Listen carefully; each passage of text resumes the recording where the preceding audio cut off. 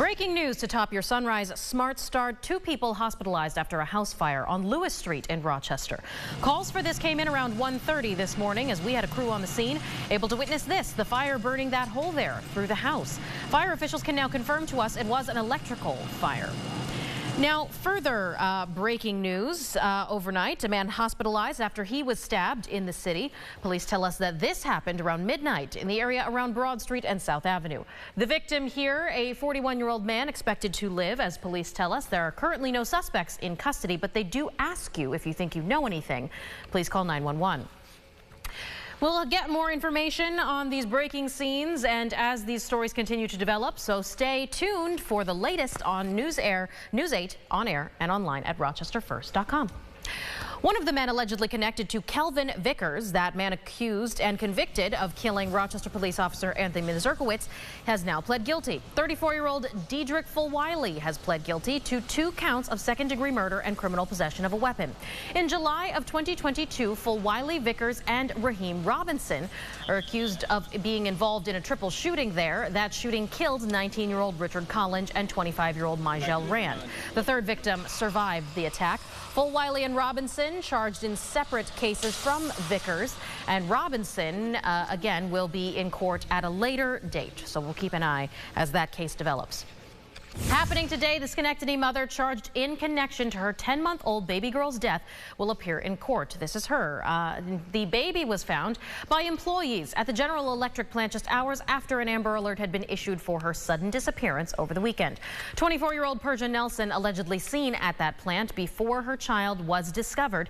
Investigators say that Nelson dropped her daughter down a pipe, and according to the medical examiner, the child died from exposure and hypothermia. Nelson faces numerous charges, including second-degree murder. We also have some new details on that case where police say that the Amber Alert that was supposed to go out over the weekend was delayed due to a glitch. The alert that had been pushed out around 10 a.m. for missing Halo Branton did not go out to the general public until more than an hour later. Because of some technology issues, that an error in the system and the information from the original entry wasn't transcribed to go out to the public notification. State investigators at Schenectady Police in this case do say that this did not disrupt their investigation into the 10-month-old baby's disappearance before she was found and then died. A former Amber Alert coordinator says that the notification issue is certainly something to be resolved, but most importantly, he believes it is important to put out Amber Alerts sparingly in order to stop desensitizing the public.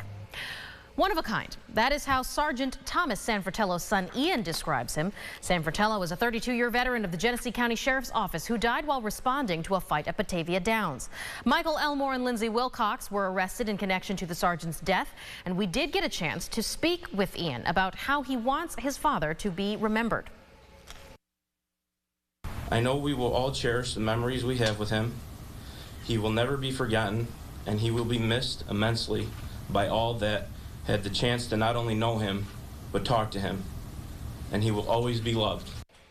Elmore and Wilcox will be back in court next month. There is also a GoFundMe set up for the Sanfratello family as they prepare those funeral expenses. We have the details on our website, rochesterfirst.com. All right, let's take a pause here at 6:52 to take a check of your sunrise traffic.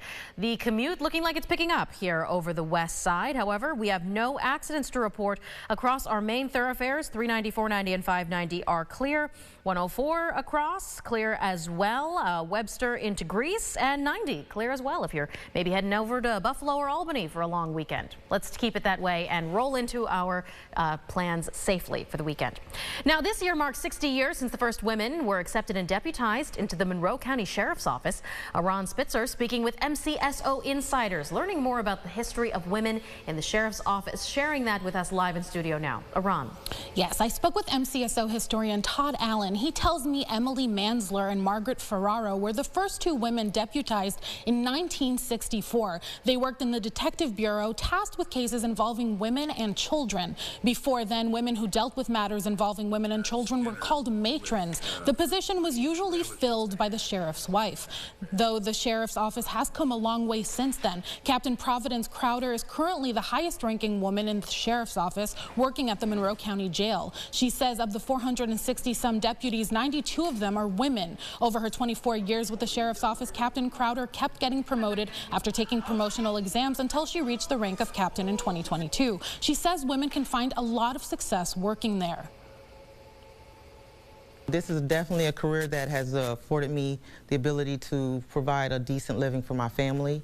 I feel like this job empowers whoever is ambitious, whether it's a woman or whatever you choose to do, you can go for it. You can choose promotional opportunities, you can choose lateral opportunities. There's a lot of opportunity to grow, to learn, to meet people in this career. Manzler and Ferraro, the first women to be deputized, were promoted to the rank of lieutenant 4 years later in 1968, though MCSO still hasn't had a woman sheriff. Michaela, back to you. All right, thank you, Iran. We've got some relief to announce for current and college-bound students in need of your financial aid.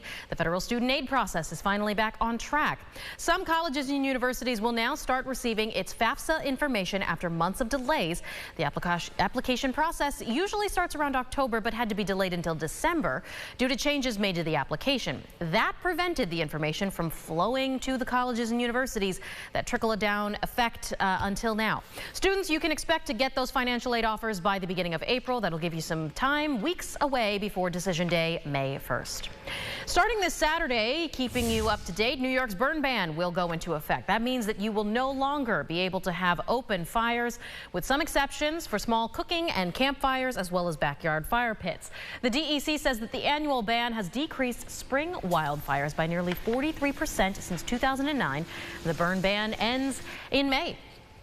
All right, turning back to James. We can't let people go without a check of the forecast and a first look at the sunlight kind of peeking its rays over the skies right about now. Yeah, official sunrise time a few moments before 7:30. So we're not quite there yet, but you'll love to see this. Mostly sunny skies. We'll have, for a lot of this morning, temperatures in the upper 30s, Rochester 39, Dansville at 38 right now, and we should get well into the 50s, likely low to mid 60s. But you notice the chance for rain that goes up significantly as you get into tonight. Showers move through overnight, last through a little bit early tomorrow, and then should be done by Friday afternoon. There's Saturday, parade day. Looks good. Temperatures likely in the 40s to around 50 for the parade. And then we start coming down Sunday into Monday, cold front that brings some rain and snow showers, maybe even for Monday and Tuesday, and that kicks off spring. That's so funny. We're starting off spring with snow, and we haven't gotten hardly any for the whole season. Thank you so much for sharing your morning with us here on News 8 at Sunrise. Your next update in 30 minutes. Follow News 8 wherever you are on RochesterFirst.com, Facebook, Twitter, and on our app for news and weather.